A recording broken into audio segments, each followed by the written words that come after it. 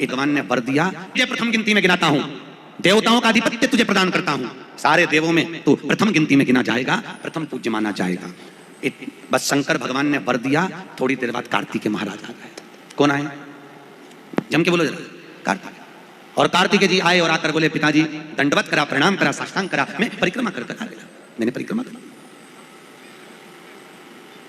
अब इधर तो देवता सब सारे देवता मिलकर अक्षत छोड़ रहे गणेश जी के ऊपर, स्वस्ति वाचन हो रहा, लोग प्रणाम कर रहे, नमन कर रहे, लोग आवाज लगा रहे, श्री गणेश जी महाराज की।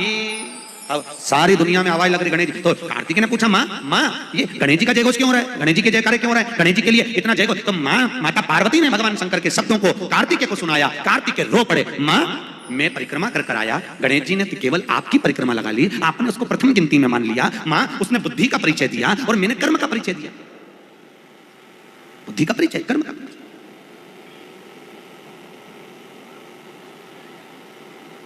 मैंने कर्म कर दिया। महाराज, व्यक्ति को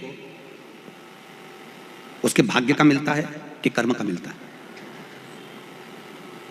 जल्दी बोलिए। कर्म का।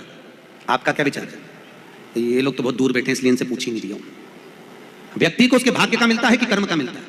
पुरुषों से भी पूछने का मन है मेरा, भाऊ बोलो तो सही, कि उसके कर्म का मिलेगा कि भाग्य का मिलेगा?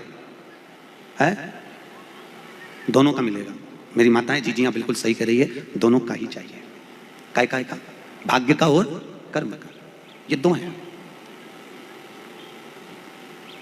बैंक में एक लॉकर होता है, उस लॉकर में लोग अपनी रकम रखते हैं। बोलो तो सही है गलत? रखते हैं कि नहीं रखते? अपनी चेन, अंगूठी, मोबाइल, पर्स सब लॉकर के अंदर रखते हैं। बैंक में लॉकर होता है, लॉकर में रखने के बाद में लॉकर की दो चाबी होती है। कितनी चाबी लॉकर की? दो। एक चाबी तुम्हारे पास, एक चाबी मैनेजर के पास। तुम्हारी चाबी कितनी भी लगा लो, जब तक मैनेजर की चाबी नहीं लगेगी तब तक वो लॉकर, अरे बोलो जम के, नहीं खुलेगी। और बैंक का मैनेजर कितनी भी चाबी लगा ले, लॉकर खुलेगा क्या? नहीं, तुम्हारी चाबी लगना जरूरी है। उसी तरह तुम्हारी चाबी है कर्म की चाबी, तुम कितनी भी घुमा लो पर वो ताला नहीं खुल सकता जब तक मैनेजर मेरा शंकर अपनी भाग्य की चाबी घुमा कर नहीं जाए। इसलिए तुम कर्म करो, भाग्य की चाबी मेरा भोलेनाथ घुमाएगा, और कब क्या दे जाए तुम्हें मालूम ही नहीं पड़ पाएगा। इसलिए चाबी दोनों होना चाहिए, एक भाग्य की, एक कर्म। दो चाबी होंगी, लॉकर खुलेगा। अगर एक चाबी लगी तो लॉकर नहीं खुलेगा।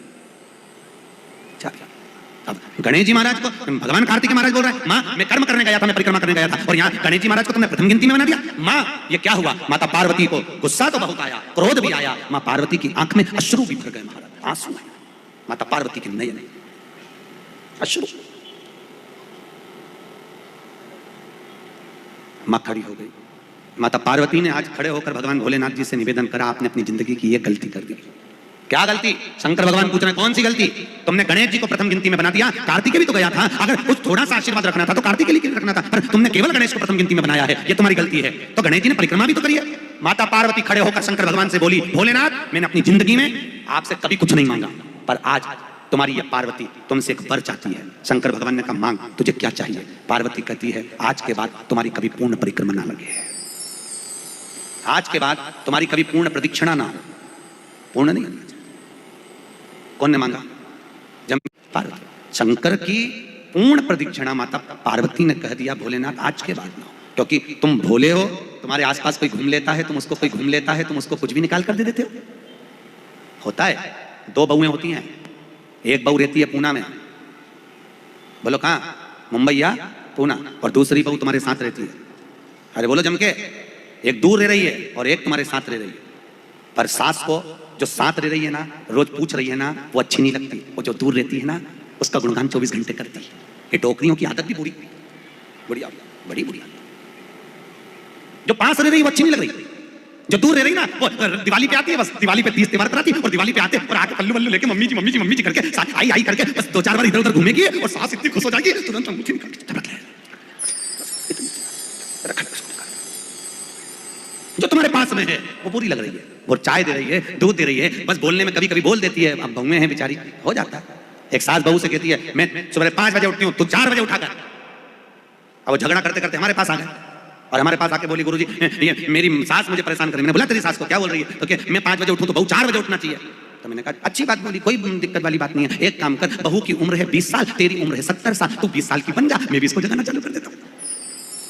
जब तुम, वो कहते हैं ना सास भी कभी बहू थी, जब तुम बहू थे तुम भी खूब अलमस्त चकाचक सोते थे और तुम्हारी सास पहले उठती थी। बुढ़ापे में नींद नहीं आती जीजी, नहीं आती। आती क्या? अरे बोलो तो, आती बुढ़ापे में? मनुष्य की उम्र, गधा की उम्र, कुत्ता की उम्र और उल्लू की उम्र बराबर थी। किस किस की? जम के बोलो। मनुष्य, गधा, कुत्ता, उल्लू। सबको पहचानती हो?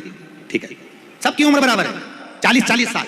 मनुष्य पहले 40 साल का था, गधा 40 साल का था, कुत्ता 40 साल का था, उल्लू 40 साल का था। सबकी उम्र लेवल में बिल्कुल बराबर थी। भगवान के देर अंधेर कुछ ये ऊंचा नीचा लेवल अपने यहाँ चले, भगवान के नहीं चले। भगवान ने सबकी उम्र 40-40 साल रखी, सबकी उम्र 40। एक दिन गधा भगवान के पास में आया और गधे ने भगवान से आकर कहा, अरे भोलेनाथ। भगवान शंकर ने पूछा क्या हो गया? महाराज हमारी उम्र 40 साल की दे दी, हम लोगों का बोझा ढोते रहे, लोगों का वजन ढोते रहे, महाराज हमारी उम्र बिल्कुल आधी कर दो, बिल्कुल आधी, हमें इतनी लंबी उम्र नहीं चाहिए। भगवान ने कहा ठीक है गधा, आज से तू 20 साल का। गधा कितने साल का हो गया? अरे जम के बोलो 20 साल का। थोड़ी देर बाद मनुष्य, आवाज सेट करें, मनुष्य, इको खत्म हो गया, डिले नहीं आ रहा।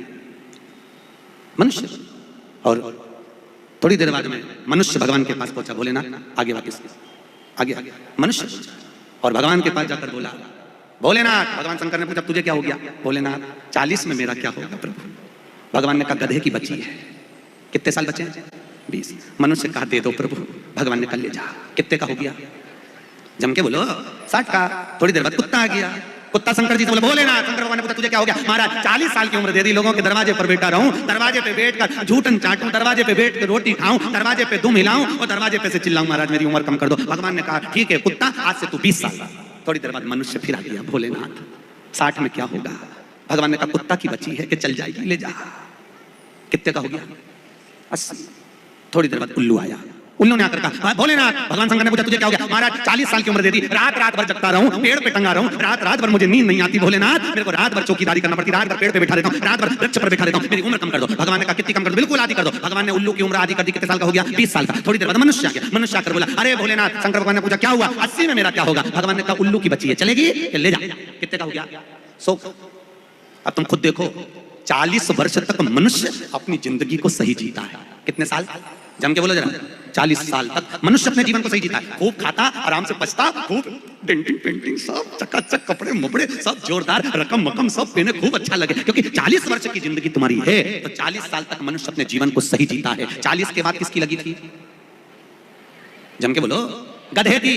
तो 40 से 60 तक मनुष्य गधे जैसा बोझा ढोता है। बच्चों को बड़ा करना है, शादी करना है, मायरा भरना है, परिवार को पालना है, तो बोझा ढो रहा है। जैसे गधा बोझा नहीं ढोता, जैसे 60 तक बोझा ढोया। 60 के बाद उम्र किसकी लगी? कुत्ता की। जब 80 की उम्र में आता है तो कुत्ते को दरवाजे पे रखा जाता है। जब तुम्हारी 80 की उम्र होगी तो घर के लोग कुर्सी डाल के, खटिया पलंग दरवाजे के पास हॉल में बिठा देंगे, वहीं बैठ जाएंगे। और रोटी भी दरवाजे के पास, चाय भी दरवाजे के पास, क्योंकि कुत्ते को अंदर परमिशन नहीं है, बाहर।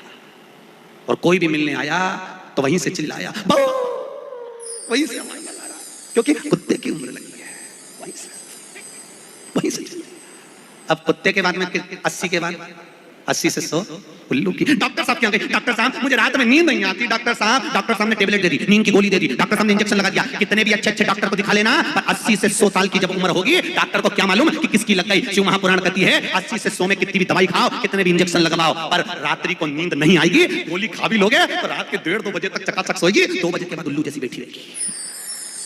2 बजे के बाद कितना भी खाओ, कितनी भी दवाई खाओ, कितने भी अच्छे डॉक्टर को दिखाओ, पर 80 से 100 में जाग रही, आधी रात को जागे। बहू के मम्मी सोनी नहीं, आई सोई नहीं, आई के मारे नींद ही नहीं आई। अब इसके कौन समझाए उल्लू की लगी, कौन समझाए इसके? 80 से 100। अपन तो सब कथा छोड़ो, अपन अपनी कथा पे आओ। चलो महाराज, तो जो बहुत दूर रहती है ना वो अच्छी लगती है, जो पास में रह रही है दूर के ढोल सुनाओ, ठीक है ना?